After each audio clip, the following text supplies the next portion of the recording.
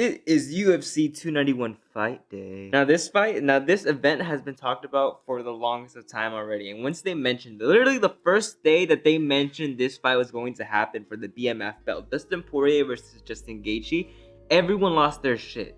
We saw it once before and it was fucking crazy. And now the UFC gods have presented us with another opportunity to watch some greatness in that octagon. And not only that, the card below the main event is fucking insane. Today, we're gonna be talking about the picks. This is literally the day before the fight. So I have to somehow, some way, record this video as fast as possible, edit it, and upload it so that way you guys can watch it. So that way, if I'm wrong and I get all these things, all my predictions wrong, you guys can call me wrong in the comments. It says that Stephen Thompson versus Michel Pereira got canceled, but on the website, it says that it's gonna keep going. It also says that freaking Paulo Costa freaking canceled his fight against Ikram Askanov. Askanov? I forgot how to pronounce his name. But Ikram only lost. He's 14-1. He only lost to Hamza Chimaev. And I think that the reasoning to why they canceled that fight is because they want Paulo Costa to fight Hamza Chimaev. Why lose to this guy instead when you can go and fight Hamza Chimaev and then that guy can just go and fight Hamza afterwards? I feel like that's probably what they're going to do. Build a whole storyline behind it. But it sucks because I wanted to see them fight. Now they're not going to fight.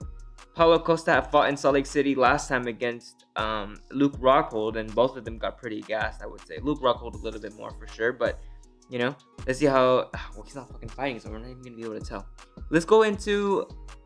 I don't know if Stephen Thompson is going to be fighting tonight. It says canceled on Google, but if he did, I'm going Stephen Thompson all the way. Now, Michel Pereira is super fancy with his stuff. He throws some shit that we've never seen before. He has that capoeira. He has that Brazilian style where it's more funky, it's more loose. He's more creative with his fights.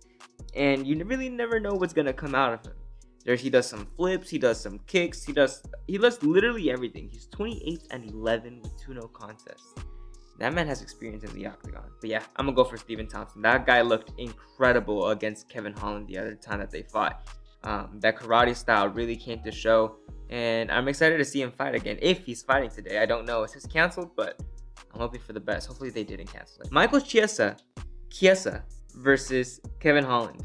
I'm going to be completely honest with you. I don't remember any of Michael Chiesa's fights.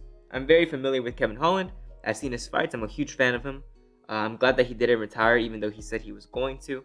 I'm glad that he's here and he's going to keep fighting and give us another spectacular performance. For this one, it's going to be an easy pick for me just because I'm a huge Kevin Holland fan and I think I'm going to have to go with him all the way.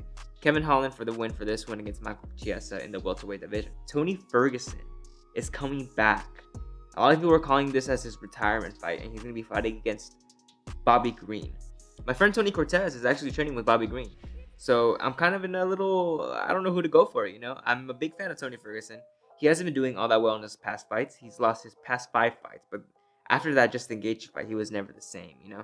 But he's been looking a lot different in this press conference. I don't know if it's just, you know, talking the talk. But now it's a question of can he walk the walk. He's looking a lot more confident. He's saying that he's actually thinking that he's coming into his prime state now. Which, after his past fights, I don't know if I can believe it or not. And he's going against Bobby Green. Bobby Green has been looking really, really good. He's been training with Tony Cortez. And I'm not even saying that because he's my friend. That kid is going to come up and beat anybody in the division that he gets into in the UFC. Whether it be the bantamweight division or the featherweights, I believe that. He's going with Bobby Green. I'm going to have to stick with my friend. Tony Ferguson has not been looking all that good in his past fights. It's going to be a miracle, I think, if he gets it done. I'm not saying that he can't get it done. I have a feeling that he could if he really gives it his all. But, yeah, I don't know. The competition has gone up a lot. And Bobby Green is just on his way up. He's 29-14, but he's still highly motivated. I don't know. It's like Tony Ferguson's on the way out, and Bobby Green is on the way up. He got a no contest in this last fight. That was very controversial. I still thought that Bobby Green won that fight. But, I don't know. I'm going to have to go with Bobby Green. Just to like, really stay safe. Sorry, Tony Ferguson. I'm a huge fan, but I think Bobby Green might take this fight. I think I'm gonna have to root for Bobby Green. Next up, Derek Lewis has a 6-pack. Have you guys seen that? What the fuck? He's a heavyweight with a 6-pack. That's insane. Yeah, we've never seen Derek Lewis with a 6-pack. But again, Derek Lewis has not been looking all that great. He's gonna be fighting against Marcos Rogelio de Lima. Never seen that guy fight before. I don't know. 'Cause Derek Lewis has been surprising, and this guy's been actually training now, as what it looks like. Um, just from that one highlight of De Lima, I would say if he gets down to the ground, he's going to get controlled, and you don't want to be on the ground when you're going against somebody like Derek Lewis. If he takes you to the ground, he's going to hurt you bad. I don't know. Again, Derek Lewis has not been looking all that great in his past fights. I don't know if it's just been unlucky. I don't know if the competition has gone up. Who has he gone against?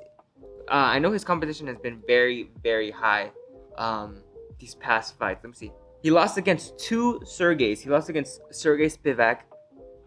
He got choked out, and then he got knocked out by Sergey Pavlovich, and then he lost against Tai Tuivasa.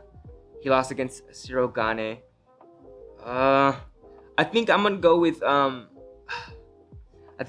Derek Lewis. I'm just gonna stay with Derek Lewis. I've always been a fan. The first time I ever saw Derek Lewis was actually in the Conor McGregor versus Khabib event, and I saw that in the UFC gym because they host the UFC events there. Like they put it on the screens and everything. So we went in, we watched the fights, we had a lot of fun, and that was my first experience coming back into the UFC and the whole realm of watching fights. And Derek Lewis, I saw him knock out that one Russian guy with the big maceray in his back. I don't know his name, but he knocked him out, and that was one of the most gnarliest things that I've ever fucking seen. I'm gonna go with Derek Lewis. Just don't let me down, bro. Please get it done. He seems more composed, yes, but I feel like if you put the pressure on him, he doesn't exactly know what to do with it. So he knows what he's doing. It's just when you're bombarding with those punches, with heavy punches, that's something that Derek Lewis really, really does. He has to give him his all. One thing about the heavyweights is that you're either one of those technical ones, or you're either one of those, or you're one of those powerhouse ones. So you have to kind of choose between the. And if you're both, you're like John Jones. John Jones has the strength now, and he has the fighting IQ. Now, Marcos Rogelio de Lima is a big guy. He has some fighting IQ, but I just saw from those highlights, he can't really stuff takedowns. He gets taken down, and once you have him on the ground, he's kind of immobilized.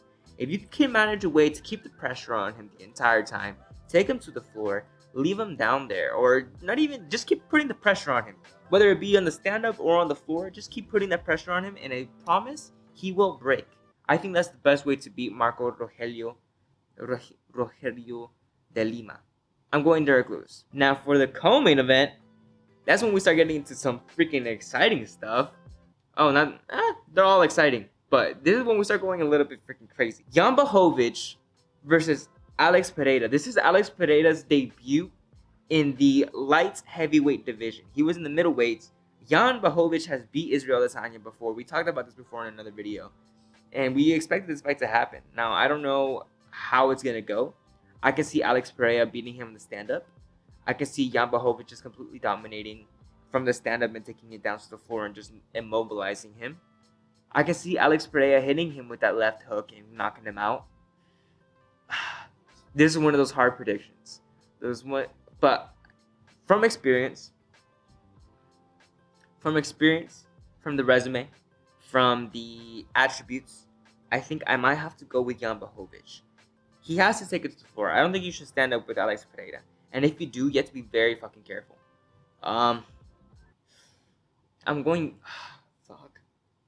Because if Alex Pereira wins this fight, if he wins this fight, he's up next to challenge for the light heavyweight belt. And if he wins that belt, Israel Adesanya, I know for a fact, is going to want to move up a weight class and challenge that belt. So that way he's the champion of both divisions. And Israel Adesanya has improved a lot, immensely, since his fight against Jan Blachowicz. He's 29-9. Jan Blachowicz is 29-9. Holy shit. I'm going Jan Blachowicz. I'm going to play it safe. I have a feeling Alex Pereira can get it done, but I'm going to stay with Jan Blachowicz. And now we get into the main event. Now this one you don't want to miss. I don't care if you're into the UFC or not. You have to watch this fight. Dustin Poirier versus Justin Gaethje. If you haven't seen the first fight, go on YouTube, rewatch that, get that little recap of what happened last time. Watch each fighter's last fight, and you're going to get kind of a prediction of who do you think is kind of going to get the fight more. Who's going to take the victory. And even so, you can watch any video that you want. It's going to be very difficult to come up who's going to be the winner out of these two.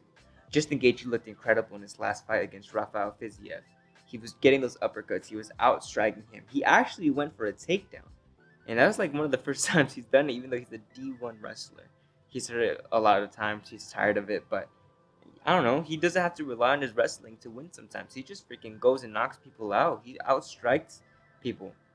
He beat Rafael Fizio with those uppercuts. And Dustin Poirier, we know is a dog. It's gonna be a dog fight. Baddest motherfucker belt. That's what they're going for. And I think that's honestly what's going to be the determining factor. Who's the baddest motherfucker out of these two? I don't know who to go for on this one. I don't know who to root for on this one. I'm a huge fan of both of them. I love Dustin Poirier and I love Justin Gaethje. Both of them have been so impressive in their past fights. And I'm not even gonna give a prediction for this one. If I have to root for one, if I had to go for one, I think I might have to go with Dustin Poirier. But that's not what I'm focusing on this one. I think I'm just gonna focus on watching a good fight. I think it's going to be a great fight, and that's all I'm worried about. Not worried about. That's all I'm excited for. Do I see it going all 5 rounds? It can. It's just how long can these guys hang? Can they go all those 5 rounds? And I've seen Justin Gaethje go all those 5 rounds and taking some serious damage. That guy doesn't drop. Dustin Poirier, he goes those 5 rounds and he gives some heavy hands, man. He hits like a brick. And out of these two, they might be able to challenge for the belt in the future once again. Dustin Poirier has been talking about already, like, kind of leaving the organization. I don't think that this is going to be his last fight. I think he's getting closer and closer to his last fight, but I don't think that this one right here is going to be the last one. Actually, I don't know. It depends if it goes his way. Justin Gaethje is a dog. Dustin Poirier is a dog. These guys leave it all in that octagon, and they're willing to keep going. You're gonna have to put their lights out in order to get them out of that octagon. If I were to go for one, I might have to go for Dustin Poirier just because I've been a fan of him longer and I've known him for a lot longer. But Justin Gaethje's been looking fucking crazy. Justin Gaethje's very adaptable. He goes back to his corner and he gets that advice that he needs, and he always comes and just implements it. I don't know. He's been looking very impressive. Like, he's evolved. Dustin Poirier is Dustin Poirier. We know who Dustin Poirier is. He's always been that guy. I don't know. I can't really make a for sure prediction. This is gonna be one of those hard bets to make for all the people that go over and gamble on all those websites. That's a hard pick. That's a very hard pick. You're gonna have to trust your gut on whichever one and hope for the best, because anything can happen in the sport. Fuck. You know what? Let's just take the stress out of choosing a winner, and let's just simply enjoy the fight, because that's what we're gonna have. We have a fight in our hands. There's no room to think anymore. It's too far past that. That's it. That's been my quick predictions for UFC 291. Dustin Poirier versus Justin Gaethje. Jan Blachowicz versus Alex Pereira. Derek Lewis versus Marcos Rogerio de Lima. Tony Ferguson versus Bobby Green. Michael Chiesa versus Kevin Holland. And maybe Stephen Thompson versus Michel Pereira. Fuck these names, man. Who do you guys think is going to win? Hopefully this video gets up before the fights start. Leave down in the comments right away. If you guys see this video, boom, boom, boom, right away. At least the co-main in the main event. Who do you think is going to win? I'll make like a reaction video for you guys for this fight. But, I don't know, man. I don't know.